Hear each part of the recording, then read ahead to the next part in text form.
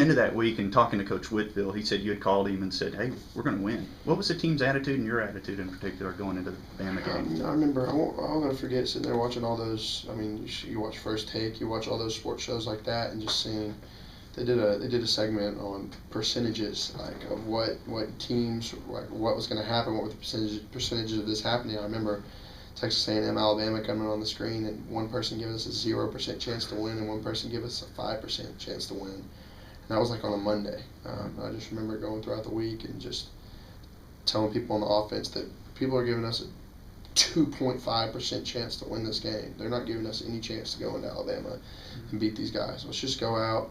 Let's not make a big deal out of it. Let's not press. Let's not do anything. And we'd kind of been in the rhythm of finally getting to where our offense, where we come out at the beginning of the games and we put some points on the board early. You look at LSU, we came out and scored a touchdown early and then got a field goal and got up 10 points. And then we could have got up 17, had a call, it got called back. So it was kind of getting to the point where we shot out of the gate and really put some pressure on teams, and that was the biggest thing for us. Just do what we do, continue to get better at what we're doing, and let's put some points up early and put them in a hole. And for us, that was a big deal. Right. And describe that. Of course, I was there on the sidelines and everything there. But describe that atmosphere at Bryant Denny. I mean, it was electric. It was crazy. Wasn't it? Yeah, it's almost like a dream. Looking back at it now, just how electric it was from the first kickoff to getting the stop at the beginning of the game to then going and driving down and scoring 3 times in a row and really quieting the place. I won't forget coming out of halftime after we were up, and then that third quarter where they kind of got after us a little bit. And then it really changed. That's when it really I thought it was at a 10, and then that's when it really turned it up to a different level. Right. So I remember the third quarter and how crazy it was, and then the fourth quarter just being an absolute nail biter. When you bobbled that ball off the snap and then hit Swope in the end zone for the touchdown, did you kind of get an idea of things were working well for us. Coach Cliff and everybody on the staff did a good job of calling plays. I know in that game. It really got us rolling early. We did a good job of blocking everything that they threw at us and didn't really stumble in the first half, but one time with a turnover on down. So after the first half, I know we definitely came away pleased. Take me through the game winner to Malcolm Kennedy. He's kind of an underrated guy, or below the radar guy. Just that drive in general. Even before that, with the defense gets a turnover, you get a fumble and Dustin scoops it up, and then a 2-play drive. That's huge to hit Swope on the sideline. A great route. I thought he went out of bounds, and somehow squeezed it in there. And then the next play to Malcolm, we got what we were looking for, and he beat the coverage man to man on a corner route. I know the ball came out really ugly, but I just remember just kind of flashback to the Ole Miss game on the throw to Swope. But great route by Malcolm. Great route. And then you're on the sidelines and you see what Dustin and DeShays are doing, their moments of kind of glory on that. It was awesome. Yeah. It was a nail biter we brought a corner blitz, and we were still up probably 12 points or whatever, and they scored that touchdown on a long play, and then just kind of sitting back and going, all right, well here's their run, the run that we made in the first half. So just watching how that unfolded in that last place to get a turnover, and then even after that to get them to jump off sides on 4th down to get us the ball back and take a knee to win the game. That's a huge play special teams wise. And then that afterglow in Bryan College Station, what was that like? It was awesome, getting off the bus and walking back to a whole parade of people. Just remember the feeling on the plane with everybody getting back into town and seeing the lights at the stadium on, and then getting off the bus and how crazy it was. Did it kind of add to the aura, atmosphere, whatever you want to call it, of that week, and that the week before, I think, was Halloween and everything with the Scooby pictures and so forth?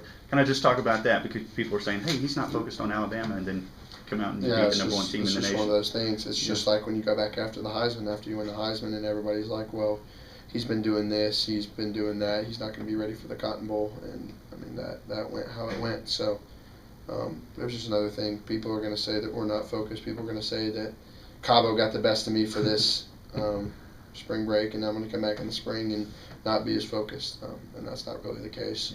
I know everybody on the team, they do what they do off the field, whatever it may be, but when we're here, when we're abroad, everybody's working hard to make sure that we're the best that we possibly are. So I know we're here just as much as we are off the field, so I know we put in a lot of work. Is that covered, Brent? You regret any of those pictures that have popped up, or you just say, hey, that's No, part of that's part just of the deal? part of the journey. Yeah. Just looking back at it, you laugh at some of them, you learn from a lot of them as well. But I don't have any regrets. Try not to live life with any regrets. Yeah. Yeah. George, how about you? Success changes everything for you guys, including this room right here. Instead of going over to see Cliff, you got Jay. Mm-hmm. How's that? Yeah, it's got to be a different dynamic. Yeah, it's different. I mean, I'm so happy for Cliff that he got. I mean, if you look at it, it's kind of a dream job for Cliff, for him. I mean, I know if down the road, if I've played here at A&M and there's a chance for me to ever be a coach and be a head coach at Texas A&M, I mean, what an awesome deal that would be, especially for him going back to Tech where he did so many good things at such a young age. I mean, it doesn't happen that often. So I'm happy for him, and then to have one of his really good friends, Coach Spav, come in and when I was sitting there with Coach Sumlin, kind of looking at who we could have got as far as offensive coordinators goes, that was the one person that always stuck out. So with the quarterbacks he's worked with and programs he's been with, I think he's a great fit for what we're trying to do. And last question, I guess, has got to be asked, just because I got to think ahead a little bit here. You think at all about what you might, whether or not you could think about the NFL at the end of 13? Yeah, I mean it's you definitely think about it. I mean it's there. People talk about it. People say things. I don't dive into it too much, but for me to sit here and tell you all that no, it never comes up, or that it never is kind of put in my face, that would be just untrue. So the biggest thing for me, I love Aggieland. I love everything about being here. It'll be, if things play out that way and I have an opportunity to go, I mean, what a blessing that would be. No idea what I would do if it came down to it, but I think just like anybody else, if you got a good job opportunity and to upgrade to a better job, I think you definitely have to consider it.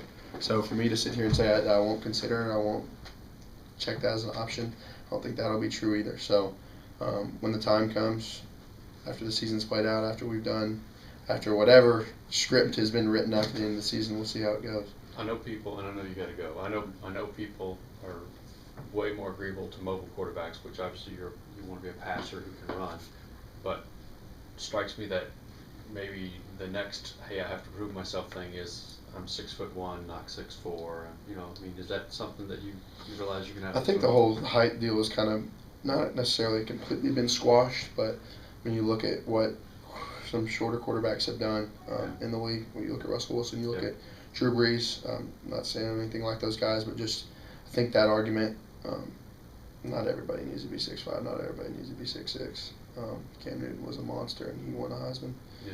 I'm a little smaller. I won a Heisman. RG3's a little smaller. You won a Heisman. So for me, it's just all about how hard you want to work to get to where you want to be in life. So I don't think my height, that's not going to stop me from doing what I want to do in my life. I'm never going to let that define me. So I don't really think that's going to, hopefully it doesn't play and be too much of a factor.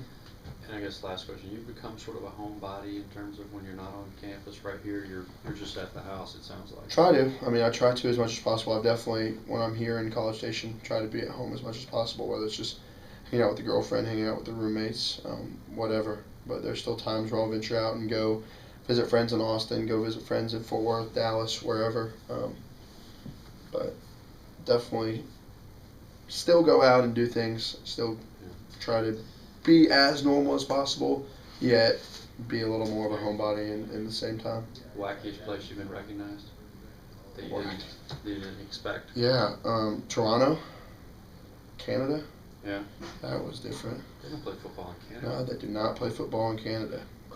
This is all a lot on the shoulders of a 20-year-old, isn't it? It's beginning to be a lot. I never knew how much it could really be, but now I'm getting to the point where it's a lot. Day-to-day life is slammed. A lot going on. Yeah. Well, and then you got guys like us that come through. No, y'all are fun. Johnny, I appreciate it, man. Thanks for taking this time now. No problem. We'll see you soon. Yeah, man. Thank you. Yes, sir. Take care.